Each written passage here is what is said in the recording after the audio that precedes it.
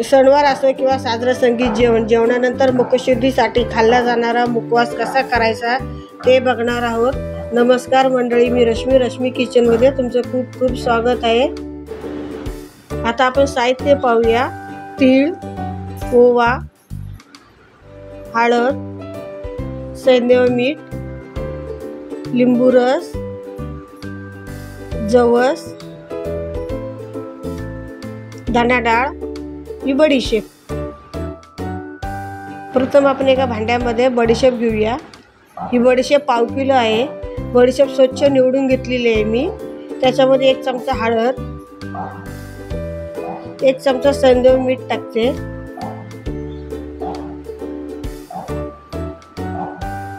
आता हे 1 चमचा मी लिंबाचा रस घेतलाय। लिंबाचा रस मी 3 चमचे टाकलेला आहे। आप जसा लागेल तसा घ्यायचा लिंबाचा रस। हे सगळं मी चोळून घेते बडीशेपला। बडीशेपला चांगलं चोळून घ्यायचं, म्हणजे बडीशेपला चांगली चव येते। हे थोडं मी थेंबर जरा म्हणजे 1 चमचाभर पाणी घेते हातावर, ते पाणी पण लावते बडीशेपला। एकदम ओली करायची नाही आणि एकदम सुकी ठेवायची नाही, थोडीशी अशी भिजल्यासारखी करायची आणि अर्धा तास चोळून झाली की अर्धा तास बाजूला ठेवून द्यायची।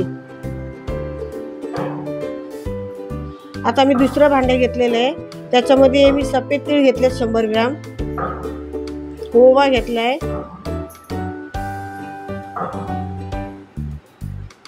हे मी जवस घेतलेले आहेत,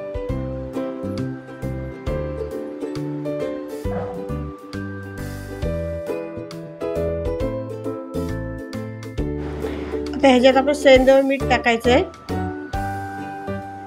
मीठ तुम्हाला चवीप्रमाणे जेवढं लागेल तेवढं टाकायचं। याच्यामध्ये हळद टाकली मी 1 चमचा। आता हे लिंबाचा रस, हे संपूर्ण 2 लिंबाचा रस घेतला होता मी।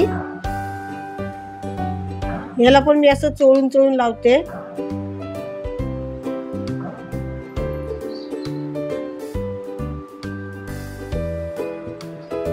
व्यवस्थित चोळून घ्यायचं आणि हे पण अर्धा तास असं बाजूला ठेवून द्यायचं।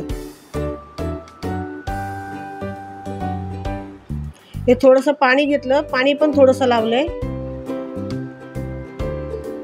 पाणी लावले की थोडा ओलसरपणा येतो। हे अर्धा तास झालेला आहे। आता मी बडीशेप भाजून घेते।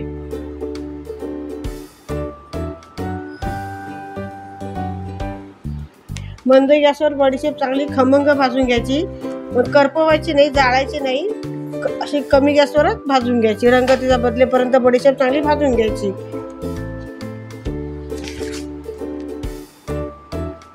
बडीशेप आपली भाजून झालेली आहे। आता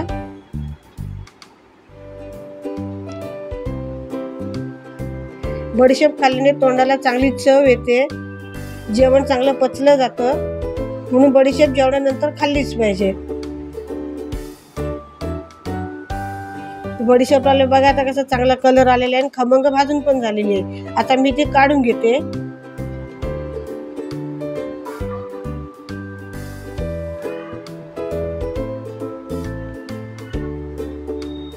आता हे मी आपण ते मिक्स करून ठेवलं होतं ना, ते आता घेते। ओवा, पांढरे तीळ आणि जवस हे तिन्ही मिक्स घेतले होते, हे आता मी भाजून घेते। हे पण मंद गॅसवर भाजून घ्यायचंय। तीळ खाल्ल्याने हाडे मजबूत होतात। ओव्याने आपली पोटदुखी असेल तर पोटदुखी थांबते, आणि आळशी खाल्ली तर केसांचं सौंदर्य तर वाढतेच, पण आळशी महिलांसाठी खूप चांगली आहे। जेवण झाल्यानंतर प्रत्येकाच्या घरी आपण बनवून ठेवतो मुखवास। मुखवास हा खूप वेगवेगळ्या पद्धतीने बनवतात। मुखवास बनवताना आपण जे साहित्य वापरतो ते योग्य प्रमाणे घेतले तर मुखवास हा पाचक बनतो। आता आपले भाजून झालेलं आहे, मी आता हे काढून घेते। आता ही धाणा डाळ आहे, ती शेवटी भाजून घ्यायची। तिला मी हळद मीठ वगैरे काही लावलेलं नाही, कारण धाणा डाळ भाजलेली असते, पण थोडं नरम पडते म्हणून तिला परत थोडी भाजून घ्यायची।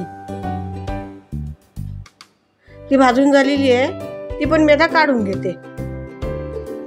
हे सर्व साहित्य मी एकत्र केलेलं आहे। हे चांगलं मिक्स करून घ्यायचं। गरम होतं म्हणून थोडं चमच्याने मी हलवून घेते।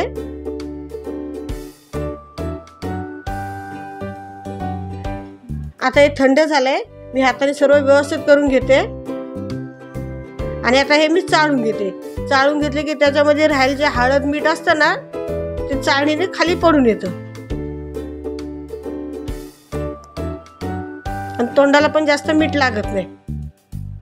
हे आता चाळून झालेलं आहे. हे आपली जास्तीची मीठ आणि हळद खाली भांड्यात पडले. हे आता थंड झाली, चाळून झाले. आता मी आता बाटलीत भरून घेते. तुमच्याकडे काचेची बरणी असेल तर काचेच्या बरणीमध्ये भरून ठेवलं तरी चालेल. हा 6 महिने चांगला राहतो. पण झाकण घट्ट लावून ठेवायचं. झाकण जर ह्याचं सैल झालं तर मुखवास नरम पडतो, कारण बडीशेपमध्ये हळद मीठ असतं ना, तर मिठाने मुखवास नरम पडतो. हा आपला पाचक मुखवास आता तयार झाला आहे. तुम्हाला ही माझी मुखवासची रेसिपी आवडली असेल तर व्हिडिओला लाईक करा, शेअर करा आणि चॅनलला सबस्क्राईब करा. धन्यवाद. जय श्री कृष्ण.